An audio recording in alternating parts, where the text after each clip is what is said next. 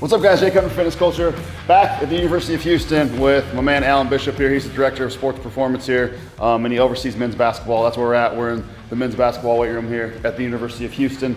Today we're gonna be talking about how to use chains. So we get a lot of questions because in the Fitness Culture app, we do use chains quite frequently, in different training blocks. And I don't know, man, I've gone to the gym and I see people using these chains where you just slide the collar on and there's one chain hanging and there's a link that deloads on the ground and then it comes back up and you're essentially doing nothing.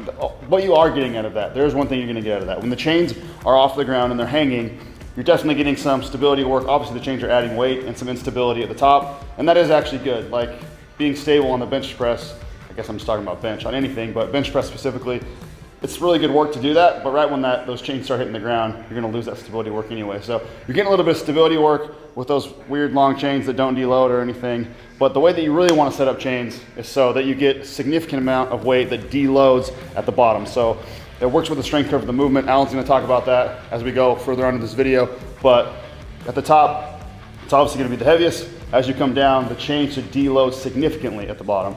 So it's significantly lighter off your chest. You can explode off your chest, and then you can drive all the way through the weight because the load gets heavier. As you get stronger, the load gets heavier, right? And that's what the chains are all about. So we're gonna go over a little bit about how we set up the chains, and then we're gonna talk about how we kind of use them in our programming.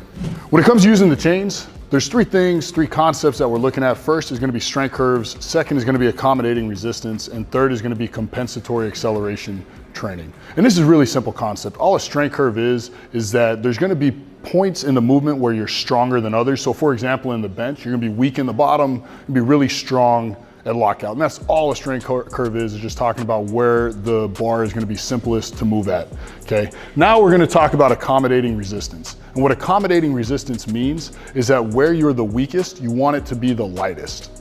And as you get stronger, you want to accommodate weight to challenge where the movement is a little bit more advantageous so you can move more weight. And now the last part of this is what's called compensatory acceleration training. So we compensate with acceleration as we get better at the movement. So for the bench press, as you're going up into the top, you should be driving faster and faster all the way into lockout. Now, if the weight is the same, you almost have to slow down so that you don't come off the bench. But if you got chains, it's gonna get heavier and heavier so you can speed up, press faster into the bar, and you can accelerate all the way into lockout without losing your set position on the bench. All right, with the setup on these chains, it's one of the things that a lot of people make mistakes on, and it's really a very simple concept. When you get this bar down to your chest, you wanna have as much of that chain rested on the ground as possible. You don't wanna hang it and swinging. And as you start coming into the top, depending on how many chains you have, how strong you are is gonna determine how you set it up. But really you wanna have it so that you got that mid-range being overloaded. And then what we did here is we hung our heaviest chains at the bottom. So as we really get in that lockout position, we're gonna challenge the triceps, challenge the lockout where you're the strongest to really drive into the top locked out position. Now we're gonna have Jake demonstrate on the bench how this setup should look and how the reps should be performed. So as Jake is gonna hit these presses, you'll notice that as he's getting the bar down to his chest, the chains are completely deloaded onto the ground. And as soon as he starts his press, those mid chains are already starting to accommodate through the resistance. And as he gets to that lockout where he's the strongest, that's when those heaviest chains are coming off the ground. So you just saw Jake hit his bench press with the chains. One thing that we talked about at the beginning of the video was something called compensatory acceleration training. This is a term that was coined by a guy by the name of Dr. Fred Hatfield, just one of the most respected powerlifters of all time.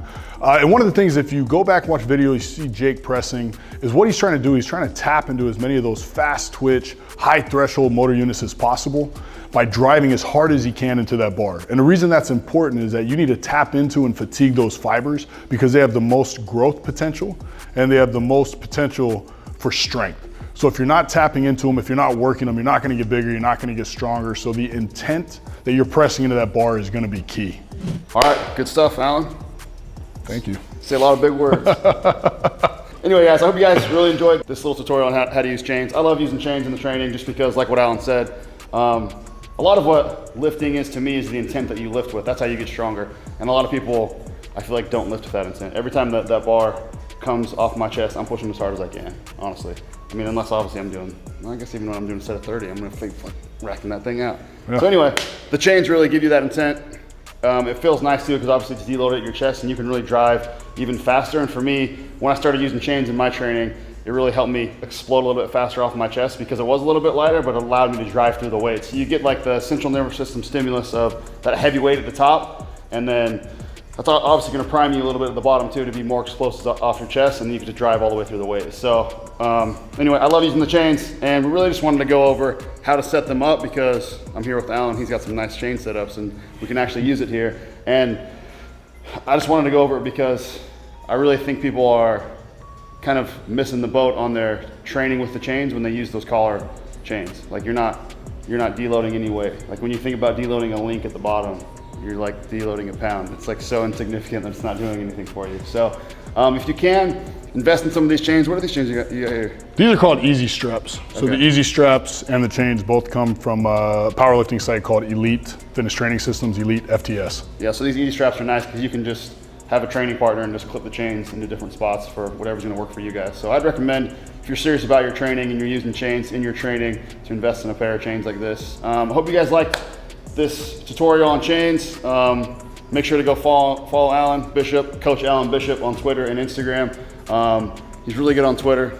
I would say you're more on Twitter. I guess you post quite a bit on Instagram too. Yeah, a lot more conversations. He's on Twitter a lot. He's putting out a lot of good information, so go check him out there. And if you have any stuff that you'd like us to cover in the future, please leave us a comment in the comment section. And thanks for tuning in.